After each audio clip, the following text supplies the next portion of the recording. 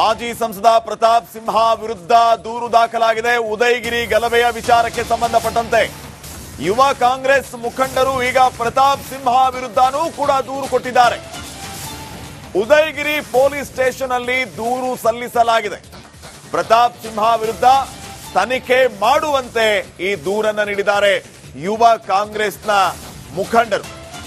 ಯುವ ಕಾಂಗ್ರೆಸ್ ಮುಖಂಡರು ಈಗ ಮಾಜಿ ಸಂಸದ ಪ್ರತಾಪ್ ಸಿಂಹ ವಿರುದ್ಧ ಈ ಕಂಪ್ಲೇಂಟ್ ಅನ್ನ ಕೊಟ್ಟಿದ್ದಾರೆ. ಪ್ರತಾಪ್ ಸಿಂಹ ವಿರುದ್ಧನೂ ಕೂಡ ತನಿಖೆಯನ್ನ ನಡೆಸಿ, ಇದು ಅವರು ಉಲ್ಲೇಖ ಮಾಡಿರುವಂತಹ ವಿಚಾರ ತಮ್ಮ ದೂರಿನಲ್ಲಿ.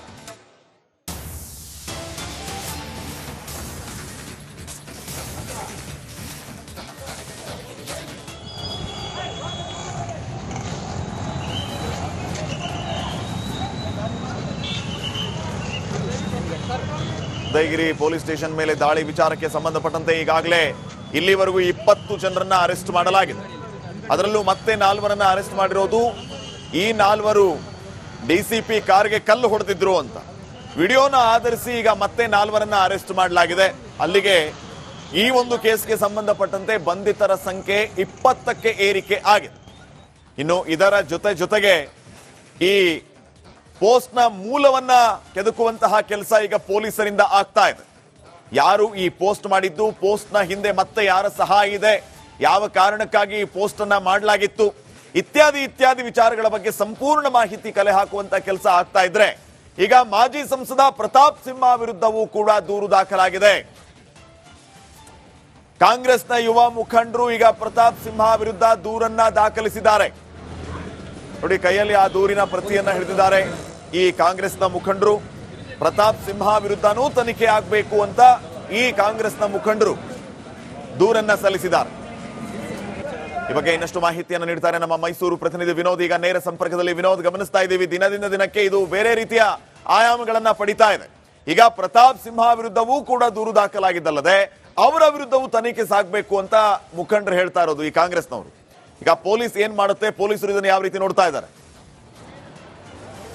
ಶ್ರೀಪಾದ್, ಈಗಾಗಲೇ ಏನು ಉದಯಗಿರಿ ಪೊಲೀಸ್ ಶಾಲೆ ಗಲಭೆ ಪ್ರಕರಣಕ್ಕೆ ಸಂಬಂಧಪಟ್ಟ ಹಾಗೆ ಈ ಒಂದು ಪ್ರಕರಣಕ್ಕೆ ಏನು 300 ಮಂದಿ RSS ಕಾರ್ಯಕರ್ತರು ಬಂದು, ಅದರಲ್ಲೂ ಕೂಡ ಉದಯಗಿರಿ ಪೊಲೀಸ್ ಶಾಲೆ ಮೇಲೆ 50 ಜನ ಕಾರ್ಯಕರ್ತರು, RSS ಕಾರ್ಯಕರ್ತರು ಗಲಾಟೆಯಲ್ಲಿ ಭಾಗಿಯಾಗಿದ್ರು ಅಂತೇಳಿ ಲಕ್ಷ್ಮಣ್ ಅವರು ಗಂಭೀರವಾದ ಆರೋಪವನ್ನು ಮಾಡಿದ್ರು. ಇದಾದ ಬಳಿಕ ರಾಜ್ಯದ ವಿವಿಧ 6 ಕಡೆಗಳಲ್ಲಿ, ಮಂಡ್ಯ, ಮೈಸೂರು, ವಿವಿಧ ಠಾಣೆಗಳಲ್ಲಿ ಕೂಡ ಲಕ್ಷ್ಮಣ್ ವಿರುದ್ಧ KPC ವಕ್ತಾರರಾಗಿರುವಂತಹ ಲಕ್ಷ್ಮಣ್ ವಿರುದ್ಧ ಒಂದು ದೂರನ್ನು ಕೊಡೋದು ಕೂಡ ಬಿಜೆಪಿ ಅವರ ವಿರುದ್ಧ ಕೇಸನ್ನು ಕೂಡ ದಾಖಲು ಮಾಡಿತ್ತು. ಇದಕ್ಕೆ ಕೌಂಟರ್ ಅನ್ನು ಕೊಡೋದಕ್ಕೆ ಈಗ ಬಿಜೆಪಿ ಕಾಂಗ್ರೆಸ್ ಕೂಡ ಮುಂದಾಗ್ತಾ ಇರುವಂತದ್ದು. ಇವತ್ತು ಏನು ಉದಯಗಿರಿ ಪೊಲೀಸ್ ಶಾಲೆಗೆ ಕಾಂಗ್ರೆಸ್ನ ಯೂತ್ ಕಾಂಗ್ರೆಸ್ ಅಧ್ಯಕ್ಷರಾಗಿರುವಂತಹ ಅಧ್ಯಕ್ಷರು ಸೇರಿದಂತೆ ಕಾಂಗ್ರೆಸ್ ಮುಖಂಡರು ಬಂದು ಅವರ ವಿರುದ್ಧ ಒಂದು ದೂರ ದಾಖಲು ಮಾಡಿದ್ದಾರೆ. ಬಹಳ ಪ್ರಮುಖವಾಗಿ ಏನೋ ಒಂದು ಪೋಸ್ಟ್ ವೈರಲ್ ಆಗಿತ್ತು, ಅವಹೇಳನಕಾರಿಯಾಗಿ ಧರ್ಮಗುರುಗಳ ಬಗ್ಗೆ ಬರೆದಿದ್ದಾರೆ ಎನ್ನುವಂತಹ ಪೋಸ್ಟರ್ ಇತ್ತು. ಈ ಪೋಸ್ಟರ್ ಇಲ್ಲದೆ ಪ್ರತಾಪ್ ಸಿಂಹ ಅವರ ಕೈವಾಡ ಇದೆ, ಜೊತೆಗೆ RSS ಅವರ ಕುಮ್ಮಕ್ಕು ಕೂಡ ಇದೆ. ಆ ಪೋಸ್ಟರ್ ಅನ್ನ ತಯಾರಿ ಮಾಡುವಲ್ಲಿ ಕೂಡ ಅದರಲ್ಲೂ ಕೂಡ ಯಾರು ಸುರೇಶ್ ಹೇಳಿದ್ದಾರೆ, ಪಾಂಡುರಂಗ ಆಲಿಯಾಸ್ ಸತೀಶ್ ಅಂತ ಹೇಳಿ, ಆತನ ಕೈವಾಡ ಜೊತೆಗೆ ಪ್ರತಾಪ್ ಸಿಂಹ ಅವರು ಕೂಡ ಜೊತೆ ಕೈ ಜೋಡಿಸಿದ್ದಾರೆ. ಇದರ ಬಗ್ಗೆ ಕೂಲಂಕುಷವಾದಂತಹ ವಿಚಾರಣೆ ಮಾಡಬೇಕು ಅಂತ ಹೇಳಿ ಒಂದು ರೀತಿಯಾದಂತಹ ಕೌಂಟರ್ ಕಂಪ್ಲೇಂಟ್ ಅನ್ನು ಕೊಡೋದಕ್ಕೂ ಕೂಡ ಕಾಂಗ್ರೆಸ್ ಮುಂದಾಗಿರುವಂತದ್ದು. ಈ ಪ್ರಕರಣ ನಡೆದಿರುವಂತಹ ಹಿನ್ನೆಲೆಯೇ ಬೇರೆ ಆಗಿದೆ. ಸದ್ಯ ಈ ಪ್ರಕರಣ ರಾಜಕಾರಣದ ವಿವಿಧ ಆಯಾಮಗಳಲ್ಲಿ ಹೋಗ್ತಾ ಇರುವಂತ ನೋಡ್ತಾ ಇದ್ರೆ ಈ ಪ್ರಕರಣ ದಿಕ್ಕು ಬೇರೆ ಬೇರೆ ಹಂತಕ್ಕೆ ಹೋಗಲು ನಿಲ್ಲುವಂತಹ ಸಾಧ್ಯತೆ ಬಹಳ ದಟ್ಟವಾಗಿ ಕಾಣ್ತಾ ಇರುವಂತದ್ದು. ಈಗಾಗಲೇ ಲಕ್ಷ್ಮಣ್ ವಿರುದ್ಧ ಸುಮಾರು 6 ರಿಂದ 7 ಸ್ಟೇಷನ್ಗಳಲ್ಲಿ ದೂರು ದಾಖಲಾಗಿದೆ. ಇವತ್ತು ಪ್ರತಾಪ್ ಸಿಂಹ ವಿರುದ್ಧ ಉದಯಗಿರಿ ಪೊಲೀಸ್ ಠಾಣೆಯಲ್ಲೂ ಕೂಡ ದೂರನ್ನು ದಾಖಲಾಗಿದೆ. ಈ ದೂರುಗಳನ್ನ ಪೊಲೀಸರು ಯಾವ ರೀತಿಯಾಗಿ ಗಂಭೀರವಾಗಿ ತೆಗೆದುಕೊಳ್ತಾರೆ, FIR ಮಾಡ್ತಾರ ಅನ್ನೋದು ಕೂಡ ಈಗ ಮುಂದೆ ಕಾದು ನೋಡ್ಬೇಕಾಗುತ್ತೆ. ಶ್ರೀಪಾದ್, ಥ್ಯಾಂಕ್ ಯು ವಿನೋದ್ ಮಾಹಿತಿಗಾಗಿ. ಮಾಜಿ ಸಂಸದ ಪ್ರತಾಪ್ ಸಿಂಹ ವಿರುದ್ಧ ದೂರು ದಾಖಲಾಗಿದೆ. ಉದಯಗಿರಿ ಗಲಭೆಯ ವಿಚಾರಕ್ಕೆ ಸಂಬಂಧಪಟ್ಟಂತೆ ಯುವ ಕಾಂಗ್ರೆಸ್ ಮುಖಂಡರು ಈಗ ಪ್ರತಾಪ್ ಸಿಂಹ ವಿರುದ್ಧನೂ ಕೂಡ ದೂರು ಕೊಟ್ಟಿದ್ದಾರೆ. ಉದಯಗಿರಿ ಪೊಲೀಸ್ ಸ್ಟೇಷನ್ ಅಲ್ಲಿ ದೂರು ಸಲ್ಲಿಸಲಾಗಿದೆ. ಪ್ರತಾಪ್ ಸಿಂಹ ವಿರುದ್ಧ ತನಿಖೆ ಮಾಡುವಂತೆ ಈ ದೂರನ್ನು ನೀಡಿದ್ದಾರೆ ಯುವ ಕಾಂಗ್ರೆಸ್ನ ಮುಖಂಡರು. ಯುವ ಕಾಂಗ್ರೆಸ್ ಮುಖಂಡರು ಈಗ ಮಾಜಿ ಸಂಸದ ಪ್ರತಾಪ್ ಸಿಂಹ ವಿರುದ್ಧ ಈ ಕಂಪ್ಲೇಂಟ್ ಅನ್ನ ಕೊಟ್ಟಿದ್ದಾರೆ. ಪ್ರತಾಪ್ ಸಿಂಹ ವಿರುದ್ಧನೂ ಕೂಡ ತನಿಖೆಯನ್ನ ನಡೆಸಿ, ಇದು ಅವರು ಉಲ್ಲೇಖ ಮಾಡಿರುವಂತಹ ವಿಚಾರ ತಮ್ಮ ದೂರಿನಲ್ಲಿ.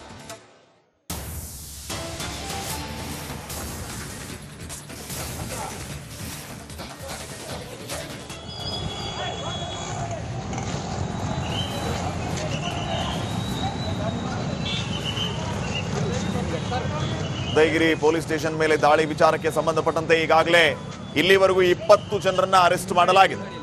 ಅದರಲ್ಲೂ ಮತ್ತೆ 4 ಅರೆಸ್ಟ್ ಮಾಡಿರೋದು. ಈ 4 ಡಿಸಿಪಿ ಕಾರ್ಗೆ ಕಲ್ಲು ಹೊಡೆದಿದ್ರು ಅಂತ ವಿಡಿಯೋನ ಆಧರಿಸಿ ಈಗ ಮತ್ತೆ 4 ಅರೆಸ್ಟ್ ಮಾಡಲಾಗಿದೆ. ಅಲ್ಲಿಗೆ ಈ ಒಂದು ಕೇಸ್ಗೆ ಸಂಬಂಧಪಟ್ಟಂತೆ ಬಂಧಿತರ ಸಂಖ್ಯೆ 20ಕ್ಕೆ ಏರಿಕೆ ಆಗಿದೆ. ಇನ್ನು ಇದರ ಜೊತೆಗೆ ಈ ಪೋಸ್ಟ್ನ ಮೂಲವನ್ನ ಕೆದಕುವಂತಹ ಕೆಲಸ ಈಗ ಪೊಲೀಸರಿಂದ ಆಗ್ತಾ ಇದೆ. ಯಾರು ಈ ಪೋಸ್ಟ್ ಮಾಡಿದ್ದು, ಪೋಸ್ಟ್ನ ಹಿಂದೆ ಮತ್ತೆ ಯಾರ ಸಹಾಯ ಇದೆ, ಯಾವ ಕಾರಣಕ್ಕಾಗಿ ಈ ಪೋಸ್ಟ್ ಅನ್ನ ಮಾಡಲಾಗಿತ್ತು, ಇತ್ಯಾದಿ ವಿಚಾರಗಳ ಬಗ್ಗೆ ಸಂಪೂರ್ಣ ಮಾಹಿತಿ ಕಲೆ ಹಾಕುವಂತ ಕೆಲಸ ಆಗ್ತಾ ಇದ್ರೆ ಈಗ ಮಾಜಿ ಸಂಸದ ಪ್ರತಾಪ್ ಸಿಂಹ ವಿರುದ್ಧವೂ ಕೂಡ ದೂರು ದಾಖಲಾಗಿದೆ. ಕಾಂಗ್ರೆಸ್ನ ಯುವ ಮುಖಂಡರು ಈಗ ಪ್ರತಾಪ್ ಸಿಂಹ ವಿರುದ್ಧ ದೂರನ್ನ ದಾಖಲಿಸಿದ್ದಾರೆ. ನೋಡಿ, ಕೈಯಲ್ಲಿ ಆ ದೂರಿನ ಪ್ರತಿಯನ್ನ ಹಿಡಿದಿದ್ದಾರೆ. ಈ ಕಾಂಗ್ರೆಸ್ನ ಮುಖಂಡರು ಪ್ರತಾಪ್ ಸಿಂಹ ವಿರುದ್ಧನೂ ತನಿಖೆ ಆಗಬೇಕು ಅಂತ ಈ ಕಾಂಗ್ರೆಸ್ನ ಮುಖಂಡರು ದೂರನ್ನ ಸಲ್ಲಿಸಿದ್ದಾರೆ. ಈ ಬಗ್ಗೆ ಇನ್ನಷ್ಟು ಮಾಹಿತಿಯನ್ನು ನೀಡ್ತಾರೆ ನಮ್ಮ ಮೈಸೂರು ಪ್ರತಿನಿಧಿ ವಿನೋದ್. ಈಗ ನೇರ ಸಂಪರ್ಕದಲ್ಲಿ ವಿನೋದ್, ಗಮನಿಸ್ತಾ ಇದ್ದೀವಿ ದಿನದಿಂದ ದಿನಕ್ಕೆ ಇದು ಬೇರೆ ರೀತಿಯ ಆಯಾಮಗಳನ್ನ ಪಡಿತಾ ಇದೆ. ಈಗ ಪ್ರತಾಪ್ ಸಿಂಹ ವಿರುದ್ಧವೂ ಕೂಡ ದೂರು ದಾಖಲಾಗಿದ್ದಲ್ಲದೆ ಅವರ ವಿರುದ್ಧವೂ ತನಿಖೆ ಸಾಗಬೇಕು ಅಂತ ಮುಖಂಡರು ಹೇಳ್ತಾ ಇರೋದು ಈ ಕಾಂಗ್ರೆಸ್ನವರು. ಈಗ ಪೊಲೀಸ್ ಏನ್ ಮಾಡುತ್ತೆ, ಪೊಲೀಸರು ಇದನ್ನು ಯಾವ ರೀತಿ ನೋಡ್ತಾ ಇದ್ದಾರೆ? ಶ್ರೀಪಾದ್, ಈಗಾಗಲೇ ಏನು ಉದಯಗಿರಿ ಪೊಲೀಸ್ ಶಾಲೆ ಗಲಭೆ ಪ್ರಕರಣಕ್ಕೆ ಸಂಬಂಧಪಟ್ಟ ಹಾಗೆ ಈ ಒಂದು ಪ್ರಕರಣಕ್ಕೆ ಏನು 300 ಮಂದಿ RSS ಕಾರ್ಯಕರ್ತರು ಬಂದು, ಅದರಲ್ಲೂ ಕೂಡ ಉದಯಗಿರಿ ಪೊಲೀಸ್ ಶಾಲೆ ಮೇಲೆ 50 ಜನ ಕಾರ್ಯಕರ್ತರು RSS ಕಾರ್ಯಕರ್ತರು ಗಲಾಟೆಯಲ್ಲಿ ಭಾಗಿಯಾಗಿದ್ರು ಅಂತೇಳಿ ಲಕ್ಷ್ಮಣ್ ಅವರು ಗಂಭೀರವಾದ ಆರೋಪವನ್ನು ಮಾಡಿದ್ರು. ಇದಾದ ಬಳಿಕ ರಾಜ್ಯದ ವಿವಿಧ 6 ಕಡೆಗಳಲ್ಲಿ ಅಂದ್ರೆ ಮಂಡ್ಯ, ಮೈಸೂರು ವಿವಿಧ ಠಾಣೆಗಳಲ್ಲಿ ಕೂಡ ಲಕ್ಷ್ಮಣ್ ವಿರುದ್ಧ ಕೆಪಿಸಿ ವಕ್ತಾರರಾಗಿರುವಂತಹ ಲಕ್ಷ್ಮಣ್ ವಿರುದ್ಧ ಒಂದು ದೂರನ್ನು ಕೊಡೋದು ಕೂಡ ಬಿಜೆಪಿ ಅವರ ವಿರುದ್ಧ ಕೇಸನ್ನು ಕೂಡ ದಾಖಲು ಮಾಡಿತ್ತು. ಇದಕ್ಕೆ ಕೌಂಟರ್ ಅನ್ನು ಕೊಡೋದಕ್ಕೆ ಈಗ ಬಿಜೆಪಿ ಕಾಂಗ್ರೆಸ್ ಕೂಡ ಮುಂದಾಗ್ತಾ ಇರುವಂತದ್ದು. ಇವತ್ತು ಏನು ಉದಯಗಿರಿ ಪೊಲೀಸ್ ಶಾಲೆಗೆ ಕಾಂಗ್ರೆಸ್ನ ಯೂತ್ ಕಾಂಗ್ರೆಸ್ ಅಧ್ಯಕ್ಷರಾಗಿರುವಂತಹ ಅಧ್ಯಕ್ಷರು ಸೇರಿದಂತೆ ಕಾಂಗ್ರೆಸ್ನ ಮುಖಂಡರು ಬಂದು ಅವರ ವಿರುದ್ಧ ಒಂದು ದೂರ ದಾಖಲು ಮಾಡಿದ್ದಾರೆ. ಬಹಳ ಪ್ರಮುಖವಾಗಿ ಏನು ಒಂದು ಪೋಸ್ಟ್ ವೈರಲ್ ಆಗಿತ್ತು, ಅವಹೇಳನಕಾರಿಯಾಗಿ ಧರ್ಮಗುರುಗಳ ಬಗ್ಗೆ ಬರೆದಿದ್ದಾರೆ ಎನ್ನುವಂತಹ ಪೋಸ್ಟರ್ ಇತ್ತು. ಈ ಪೋಸ್ಟರ್ ಇಲ್ಲದೆ ಪ್ರತಾಪ್ ಸಿಂಹ ಅವರ ಕೈವಾಡ ಇದೆ, ಜೊತೆಗೆ RSS ಅವರ ಕುಮ್ಮಕ್ಕು ಕೂಡ ಇದೆ. ಆ ಪೋಸ್ಟರ್ ಅನ್ನ ತಯಾರಿ ಮಾಡುವಲ್ಲಿ ಕೂಡ ಅದರಲ್ಲೂ ಕೂಡ ಯಾರು ಸುರೇಶ್ ಹೇಳಿದ್ದಾರೆ, ಪಾಂಡುರಂಗ ಆಲಿಯಾಸ್ ಸತೀಶ್ ಅಂತ ಹೇಳಿ, ಆತನ ಕೈವಾಡ ಜೊತೆಗೆ ಪ್ರತಾಪ್ ಸಿಂಹ ಅವರು ಕೂಡ ಇವ್ರ ಜೊತೆ ಕೈ ಜೋಡಿಸಿದ್ದಾರೆ. ಇದರ ಬಗ್ಗೆ ಕೂಲಂಕುಷವಾದಂತಹ ವಿಚಾರಣೆ ಮಾಡಬೇಕು ಅಂತ ಹೇಳಿ ಒಂದು ರೀತಿಯಾದಂತಹ ಕೌಂಟರ್ ಕಂಪ್ಲೇಂಟ್ ಅನ್ನು ಕೊಡೋದಕ್ಕೂ ಕೂಡ ಕಾಂಗ್ರೆಸ್ ಮುಂದಾಗಿರುವಂತದ್ದು. ಈ ಪ್ರಕರಣ ನಡೆದಿರುವಂತಹ ಹಿನ್ನೆಲೆಯೇ ಬೇರೆ ಆಗಿದೆ. ಸದ್ಯ ಈ ಪ್ರಕರಣ ರಾಜಕಾರಣದ ವಿವಿಧ ಆಯಾಮಗಳಲ್ಲಿ ಹೋಗ್ತಾ ಇರುವಂತ ನೋಡ್ತಾ ಇದ್ರೆ ಈ ಪ್ರಕರಣ ದಿಕ್ಕು ಬೇರೆ ಬೇರೆ ಹಂತಕ್ಕೆ ಹೋಗಲು ನಿಲ್ಲುವಂತಹ ಸಾಧ್ಯತೆ ಬಹಳ ದಟ್ಟವಾಗಿ ಕಾಣ್ತಾ ಇರುವಂತದ್ದು. ಈಗಾಗಲೇ ಲಕ್ಷ್ಮಣ್ ವಿರುದ್ಧ ಸುಮಾರು 6 ರಿಂದ 7 ಸ್ಟೇಷನ್ಗಳಲ್ಲಿ ದೂರು ದಾಖಲಾಗಿದೆ.